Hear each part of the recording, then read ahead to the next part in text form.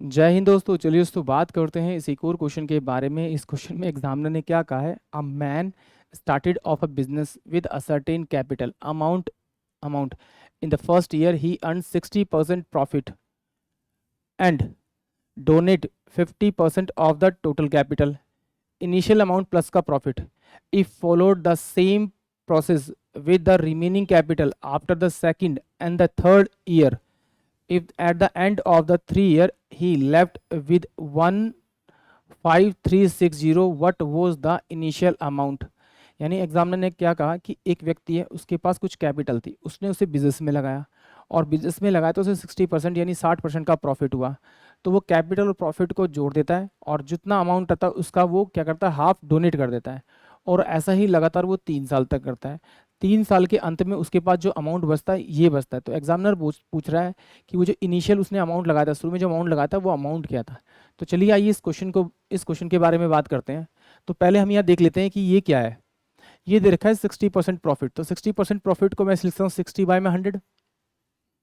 तो 20×3=60 और 20×5=100, यानी कि अगर कैपिटल 5 रुपये लगाई उसने तो 3 रुपये प्रॉफिट कमाया। यानी कि जो टोटल कैपिटल उसकी हो जाएगी, कैपिटल जो उसकी हो जाएगी वो 8/5 हो जाएगी ईयर के एंड में। ठीक है। अब वो कहता है कि भाई अगर 5 रुपये लगाया तो 3 रुपये प्रॉफिट लगाया, तो अब जो प्रॉफिट प्लस कैपिटल कितनी होगी, मेरी कितनी होगी, वो 8 रुपये होगी। वो कह रहा है इसका 50% उसने डोनेट कर दिया।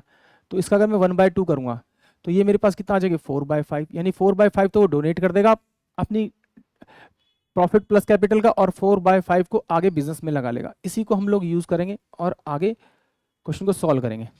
तो आइए ट्राई करते हैं। ये मेरे पास क्या है, 4/5। अब देखिए यहाँ पे नीचे 5 दिया हुआ ना, इसको हमेशा ध्यान रखना इस टाइप के क्वेश्चन में। ये कितने साल के लिए उतना ध्यान रखना। यहाँ नीचे 5 है तो उतनी बार उसको मल्टीप्लाई करके आप लिख लीजिए, उसको एज्यूम कर ले कि ये मेरी कैपिटल है। तो मैंने माना कि मेरी जो कैपिटल थी इनिशियल वो 125 थी।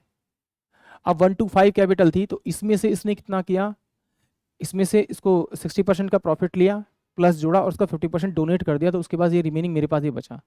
तो इसको सोल्व करूंगा तो मेरे पास क्या आएगा, आपका क्या आएगा, 100 रुपये तो उसने डोनेट किया उसमें आ जाएगा इसको सोल्व करने के बाद, और 100 ही रुपये उसने क्या किया होगा, वो इन्वेस्ट किया करेगा सेकेंड ईयर के लिए।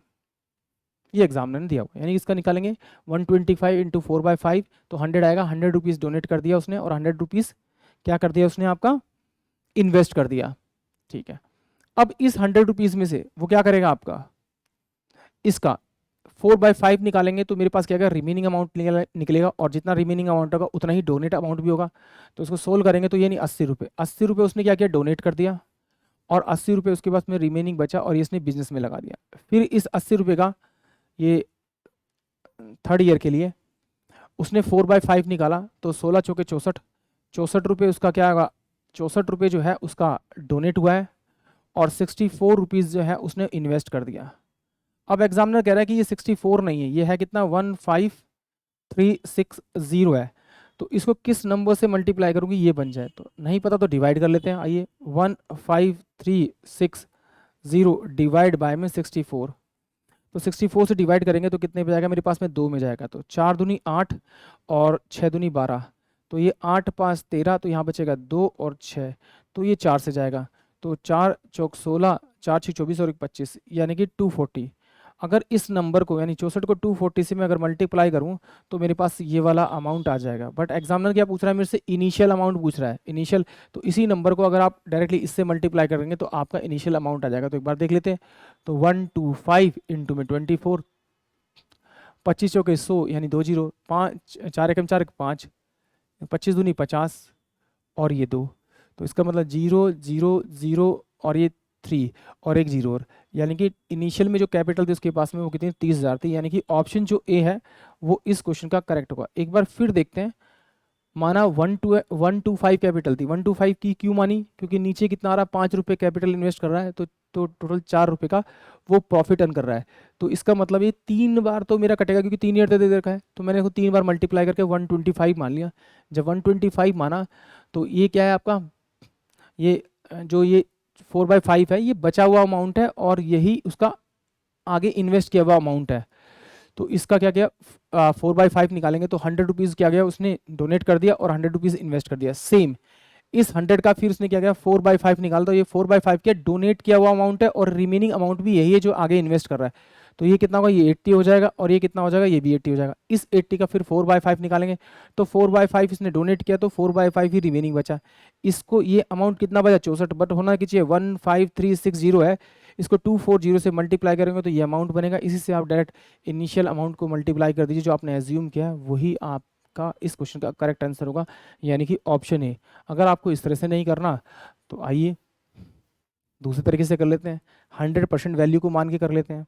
कैसे, देखिए अगर मेरे पास में 100 रुपये थे तो मैंने इसे इन्वेस्ट किया और 60% का प्रॉफिट कमाया, तो यानी 60 रुपये का प्रॉफिट कमाया। जब 60 रुपये का प्रॉफिट कमाया तो टोटल मेरे पास प्रॉफिट प्लस का कैपिटल कितना हो गया, 160 हो गया। उसमें से मैंने 80 रुपीज़ तो क्या होगा, डोनेट कर दिया और 80 रुपीज़ क्या होगा मेरे पास में आपका बच गया।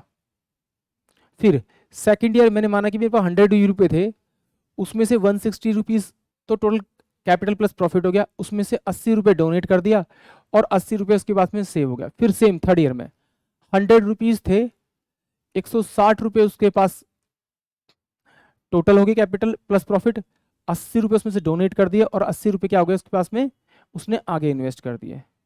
अब जरा इसको अगर मैं सोल्व करूं तो ये देखिए ये 20 पंजे 100 और 20 चौक 80 और 20 चौक 80, यानी कि इसको सोल्व करूंगा तो मेरे पास 5 आएगा, ये मेरे पास 5 आएगा, ये मेरे पास 4 आएगा, ये मेरे पास 4 आएगा। तो इन तीनों को अगर मैं मल्टीप्लाई करूंगा तो टोटल इनिशियल अमाउंट कितना आना चाहिए, अगर 1 आना चाहिए 125, और जो उसने जो at the end of the 3 year total जो रिमेनिंग अमाउंट बचेगा वो कितना बचेगा आपका, ये 4 चौक 16 चौके 64, ये 64 है। बट ये है कितना मेरे पास 15360, तो इससे किससे मल्टीप्लाई करेंगे, अभी डिवाइड करके देखा था 240 आया था, जिससे से मल्टीप्लाई किया आप इससे मल्टीप्लाई कर दीजिए 240 से।